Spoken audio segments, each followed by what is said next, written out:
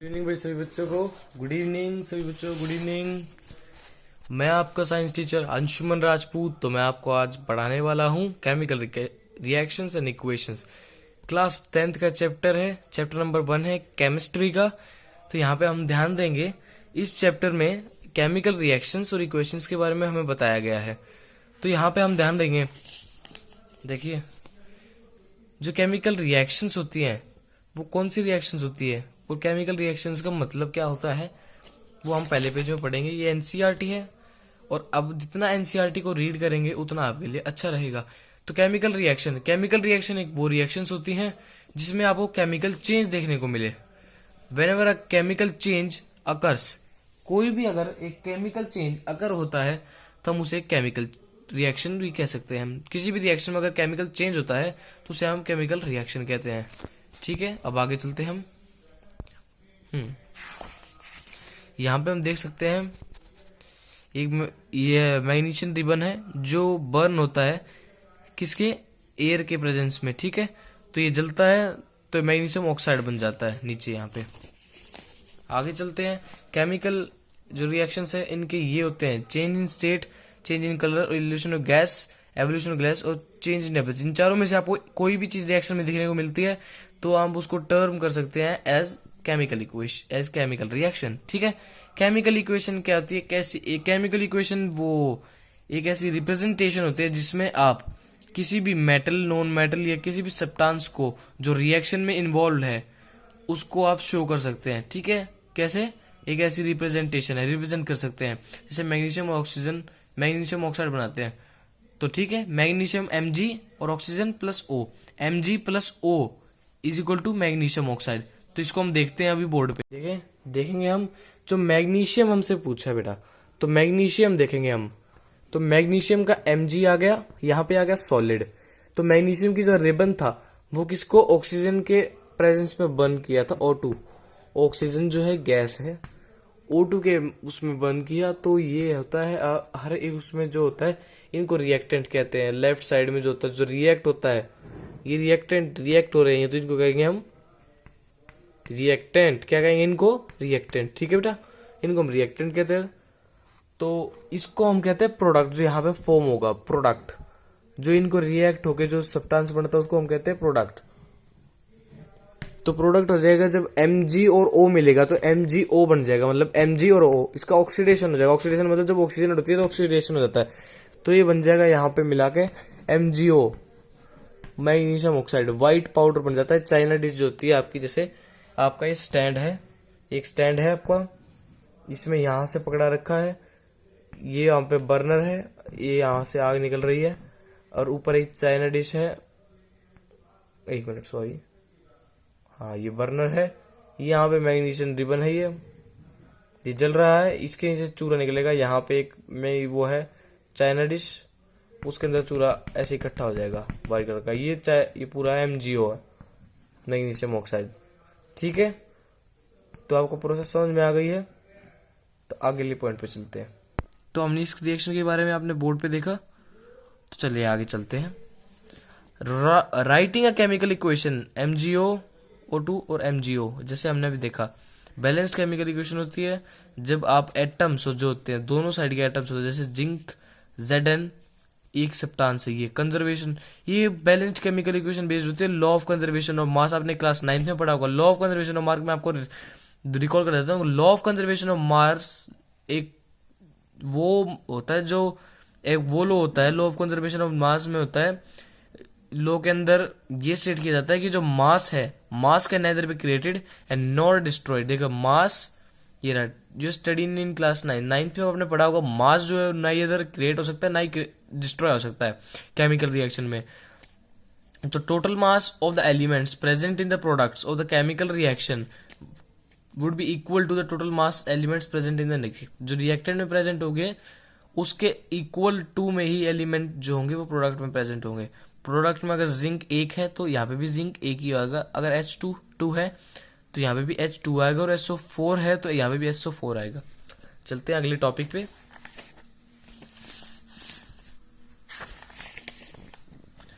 Types of chemical reaction, कितने types की chemical reaction होती हैं, कम से कम हमारे आपकी जो है बुक में क्लास 10th की जो एनसीईआरटी बुक है उसमें दे रखे हैं 4 तरह की। सबसे पहले हम देख लेते हैं कि जो कॉम्बिनेशन रिएक्शन होती है वो कैसे होती है। कॉम्बिनेशन मतलब किसी भी दो चीज का कॉम्बिनेशन हो, ये हम बोर्ड पे समझते हैं। ठीक है फ्रेंड्स, हम बोर्ड पे आ चुके हैं। तो यहां से हम देखते हैं जैसे कार्बन डाइऑक्साइड का देखते हैं हम, तो सी है कार्बन, ये सॉलिड होता है, प्लस में O2 होता है। ठीक है, ये होता है कार्बन। कार्बन मीन्स आप यहां मान सकते हैं कोल, एक फॉर्म में कोल है, कोयला है, उसको हम ऑक्सीजन के प्रेजेंस में जब जलाते हैं, मतलब एयर में, ऑक्सीजन मतलब एयर समझ लो, क्योंकि एयर के अंदर हमारी ऑक्सीजन होती है। तो जो ये ऑक्सीजन है इसके बारे में, एयर के बारे में मान लीजिए ये एयर ही है, एक तरह से एयर मान लीजिए ऑक्सीजन को। तो क्या करते हैं, जब कोल को हम बर्न करते हैं, मतलब हीट करते हैं, हीट का साइन होता है डेल्टा, ये हीट का साइन होता है, हम इसको हीट भी लिख देते हैं, इसको डेल्टा भी बोलते हैं। ठीक है, हीट का साइन होता है ये, आप ये लिख दीजिए चाहे ये लिख दीजिए, it is more than sufficient. तो हम ये जो बर्न होता है इसके बन होके मिलता है CO2, मतलब CO2 गैस इवॉल्व होती है। ठीक है, तो यहां से हम देख सकते हैं जो CO2 गैस इवॉल्व होती है कैसे होती है। चलते हैं हम एनसीईआरटी पे। देखिए बच्चे, जो हमने अभी रिएक्शन सॉल्व करी है वही रिएक्शन याद रखी है, बर्निंग ऑफ कोल। आगे चलते हैं। अब अभी हम बोर्ड पे चलते हैं। उसी रिएक्शन को लेते हैं हम एक बार, C carbon O2 is equal to CO2। हमने CO2 लिया है। ठीक है, अब जब दो रिएक्टेंट साइड पे दो हो, यहाँ 2 है और प्रोडक्ट फॉर्म हो 1, तो इसको कहते हैं कॉम्बिनेशन रिएक्शन। ठीक है, सिंपल। यहां देखते हैं डिकम्पोजिशन रिएक्शन कितने टाइप की होती है। एक होती है थर्मल डिकम्पोजिशन, क्या होती है, थर्मल, और एक होती है इलेक्ट्रोलाइटिक डिकम्पोजिशन, और एक होती है फोटोलाइटिक डिकम्पोजिशन। ये दूसरा टाइप है। दूसरा टाइप के 3 पार्ट है, डिकम्पोजिशन रिएक्शन के 3 पार्ट है। ठीक है, तो थर्मल में देखते हैं हम क्या होता है। थर्मल जो डिकम्पोजिशन रिएक्शन होती है उसमें थर्मल होता है हीट, थर्मल का मतलब होता है हीट से रिलेटेड होता है ये। तो थर्मल जो होता है वो हीट से रिलेटेड होता है, जिसमें भी हीट हो, कोई सी भी ऐसी रिएक्शन जिसमें हीट इन्वॉल्व हो उसे हम कहते हैं thermal reaction, thermal decomposition. Decomposition का मतलब तोड़ देना, किसी भी चीज को ब्रेक डाउन कर देना, डिकम्पोज कर देना। तो जैसे हम मान लेते हैं यहाँ पे CaCO3 कैल्शियम कार्बोनेट को मान लेते हैं बेटा हमने हीट दे दी, हीट लिख दो पिछली बार की तरह लेते हैं, it is more than sufficient. आप ये हीट भी लिख सकते हैं, डेल्टा का साइन भी लगा सकते हैं, it will be all right. तो डिकम्पोज का मतलब हमने यहीं से पढ़ा कि डिकम्पोज मतलब तोड़ देना, हम इसको तोड़ेंगे। अब कैसे तोड़ेंगे, हम जो CaCO3 जिससे बनता है ये उन्हीं 2 प्रोडक्ट में बन जाएगा। अब आप आगे पढ़ोगे, एनसीईआरटी खुद से सेल्फ स्टडी करोगे तो आपको पता चलेगा कि ये जो CaCO3 होता है ये CaO और CO2 को मिक्स करते, जब हम CaO प्लस में CO2 को जो मिक्स करते हैं ना, इन दोनों को, ये जो भी हमारे प्रोडक्ट हैं ये एक बार रिएक्टेंट होते हैं, ये रिवर्स हो जाती है। जब ये दोनों मिक्स होते हैं तो ये बनता है, और अब इस प्रोडक्ट को, इस जो रिएक्टेंट है अभी इस टाइम पे ये रिएक्टेंट है, ठीक है, ये अगर हीट हो रहा है तो ये फॉर्म हो रहे हैं, और जब ये रिएक्ट करते हैं तो ये फॉर्म होता है। ठीक है, ये साइकिल चलती है। यहां से हम ले सकते हैं थर्मल डिकम्पोजिशन का। आगे चलते हैं इलेक्ट्रोलाइटिक डिकम्पोजिशन। इलेक्ट्रोलाइटिक, थोड़ी राइटिंग गंदी है तो समझ लेना प्लीज। इलेक्ट्रोलाइटिक डिकम्पोजिशन होती है, इलेक्ट्रो मतलब यहीं से समझ सकते हैं इलेक्ट्रिसिटी से मेल खाती है, इलेक्ट्रो मतलब इलेक्ट्रिसिटी से मेल खाने वाली। इलेक्ट्रिसिटी से क्या मेल खाता है, जैसे इलेक्ट्रोलाइटिक का होता है, जैसे H2O है आपका, H2O को पता होता है वाटर होता है, जो वाटर होता है वो टूट जाता है, इलेक्ट्रोलाइसिस मतलब इलेक्ट्रोलाइसिस। यहाँ पे हम छोटा लिख देते हैं इलेक्ट्रिसिटी लिख दिया हमने छोटा, तो यहाँ पे ये 2H2 मतलब हाइड्रोजन और ऑक्सीजन को अलग कर देगी। क्यों कर देगी सर, क्योंकि डिकम्पोजिशन रिएक्शन का मतलब ही होता है तोड़ना, सिंपल। अब आते हैं हम फोटोलाइटिक डिकम्पोजिशन। ठीक है, फोटोलाइटिक डिकम्पोजिशन होती है, फोटोलाइटिक डिकम्पोजिशन से AgBr, Ag का मतलब सिल्वर, इसका मतलब ब्रोमाइड। सिल्वर ब्रोमाइड को जब हम फोटोलाइटिक से करते हैं, मतलब सनलाइट होती है इसमें, फोटो का मतलब फोटोलाइट, लाइट मारते वक्त फोटो करते हैं ना, फोटो मारते वक्त लाइट लगाते हैं, तो लाइट का मतलब सनलाइट। यहां से हम याद कर सकते हैं, तो ये 2Ag प्लस Br2 ये ऐसे तोड़ देती है, इसको डिकम्पोज कर देती है, ठीक है। या ये एक और इसका यूज होता है व्हाइट एंड ब्लैक फोटोग्राफी में ही काम आती है रिएक्शन, ठीक है। एग्जाम्पल लिख लीजिए और it is an important reaction, star लगा लीजिए। इसके बाद आते हैं हम बेटा डिस्प्लेसमेंट रिएक्शन पर। डिस्प्लेसमेंट रिएक्शन एक वैसी रिएक्शन होती है जैसे कोई भी ज्यादा पावरफुल आदमी किसी लेस पावरफुल आदमी को डिस्प्लेस कर देता है। जैसे मान लीजिए जो ज्यादा रिएक्टिव होता है ना, वो लेस रिएक्टिव को डिस्प्लेस कर देता है। तो आप एक टेबल याद रखिए, कैसे पता चलेगा कि आपको कौन ज्यादा रिएक्टिव है कौन कम। केदारनाथ का माली आलू जरा फीके पकाता है, ठीक है। ये हाइड्रोजन है, इससे ऊपर जो होते हैं वो सारे, ये यहां से लेके ये तीन जो होते हैं, ये ऊपर ले तीन, ये होते हैं मोस्ट रिएक्टिव, ये होते हैं मीडियम यहां तक। इससे जो नीचे होते हैं ये गैस की कैटेगरी में आता है, तो इसको हम इन्वॉल्व नहीं करते। तो इससे जो नीचे आता है जैसे हाई कोर्ट है आपका, यहां से आप याद सकते हैं एच जी आपका sorry A G silver, AU gold, silver gold, ठीक है।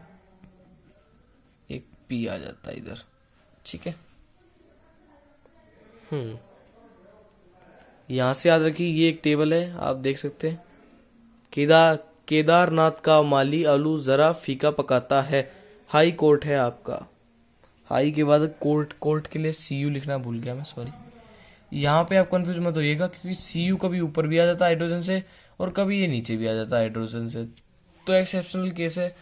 आप कुछ भी लिख दीजिए, आपकी मर्जी है। अगर इसको ऊपर लिखेंगे जब भी ठीक है, नीचे लिखेंगे जब भी ठीक है, ओके। तो इसी के बिहार पर हम डिस्प्लेसमेंट रिएक्शन पढ़ेंगे, ठीक है। तो यहाँ पे ये लिख रखी है हमारी डिस्प्लेसमेंट रिएक्शन। हमारी ये बहुत फेमस है और CBSE की फेवरेट है ये रिएक्शन। अब इसमें डिस्प्लेस क्या हो रहा है, जो हमारा आयरन है केदारनाथ का माली आलू जरा फीके, तो कॉपर पहले नहीं है, आलू जरा फीके मतलब Fe फीके, ये पहले आ गया। तो इसका मतलब जो सबसे ऊपर होगा, जो जितना ऊपर होगा उसकी उतनी ज्यादा रिएक्टिविटी होगी, ठीक है। तो Fe जो है वो मोर रिएक्टिव है इन कंपेरिजन टू कॉपर से, तो इसको ये रिप्लेस कर देगा, ठीक। कैसे रिप्लेस करा इसने, ये रिएक्टेंट थी, यहाँ पे रिएक्ट हुआ और इसने रिप्लेस कर दिया कॉपर को अलग भगा दिया, और जो कॉपर का सल्फेट उसने अपना फेरस का सल्फेट बना लिया। तो हम चलते हैं अगली पे डबल डिस्प्लेसमेंट पे। और डबल डिस्प्लेसमेंट का ये एक एग्जांपल है, मोस्ट फेमस है, CBSE का ये भी फेवरेट है। देखिए ये थोड़ा, this is the last topic students, ये इसको ध्यान से समझना। अब ये होते हैं, इनको आयंस कहते हैं, इनको आयंस। तो ये आयंस होते हैं ना, जो डबल डिस्प्लेसमेंट रिएक्शन होती है, डबल डिस्प्लेसमेंट।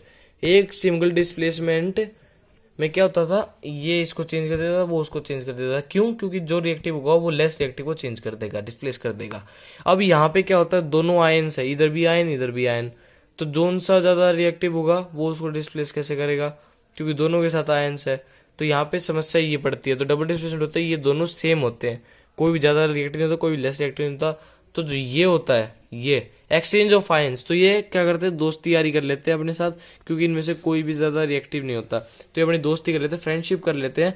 तो इनका जो आयंस होता है ये शेयरिंग कर लेते हैं। ये जो अपना आयन होता है, ये अपना जो इसका ये आयन है, ये इसको ये आयन इसको दे देता है, और जो बी होता है ये अपना ये आयन इसको दे देता है Na को। तो यहाँ पे ये रिएक्ट कैसे होते हैं, इधर देखिए, जैसे ये BaSO4, Ba को SO4 मिल गया और Na2 को Cl मिल गया, Na को Cl मिल गया।